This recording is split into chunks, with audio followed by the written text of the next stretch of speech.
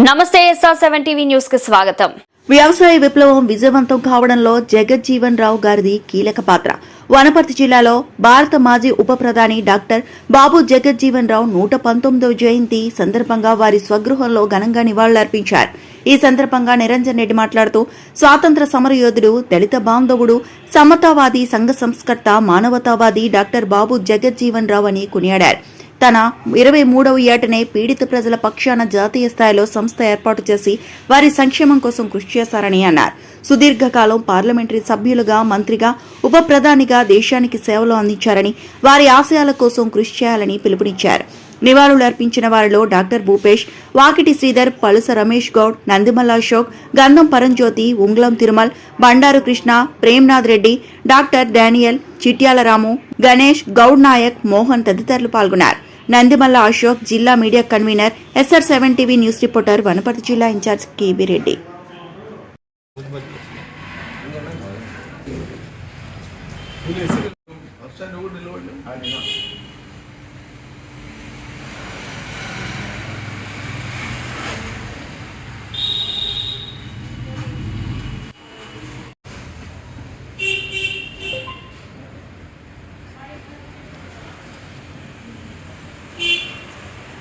భారతదేశంలో దేశ ప్రజలు గర్వించదగినటువంటి నాయక శ్రేణిలో మొదటి శ్రేణిలో వచ్చేటువంటి వారు శ్రీ బాబు జగజ్జీవన్ రావు గారు. వారి 119వ జయంతి సందర్భంగా వారిని మరోసారి మరణం చేసుకుంటూ చాలా చిన్న వయసులోనే 23వ ఏటనే అఖిల భారత స్థాయిలో ఒక సంస్థను ఏర్పాటు చేసి అప్రెస్డ్ క్లాసెస్ అని పీడితుల పక్షాన గళం విప్పి ఒక సంస్థను ఏర్పాటు చేసి చాలా దూరదృష్టితోన భారతదేశ సరిహద్దులకు లోబడి తన ఆర్గనైజేషన్ పెంచాలనేటువంటి దృష్టితో అంత చిన్న వయసులోనే ఆయన పని ప్రారంభించినారు. సమాజం మీద ఒక స్పష్టమైనటువంటి దృక్పథం కలిగినటువంటి వాడు, స్వాతంత్రోద్యమంలో చాలా కీలకంగా పనిచేసినటువంటి నేత. అదేవిధంగా వరుసగా ఆయన పార్లమెంటుకు ఎన్నికై కేంద్రంలో క్రియాశీల మంత్రిగా పనిచేసినటువంటి పరిస్థితి. ఆయన హయాంలోనే భారతదేశంలో అమలైనటువంటి సస్య విప్లవం, వ్యవసాయ విప్లవం ఏదైతే ఉందో అది విజయవంతం కావడంలో కీలకమైనటువంటి పాత్ర పోషించింది బాబు జగజ్జీవన్ రావు గారే. కానీ చరిత్రలో అది మరుగున పడిపోయింది.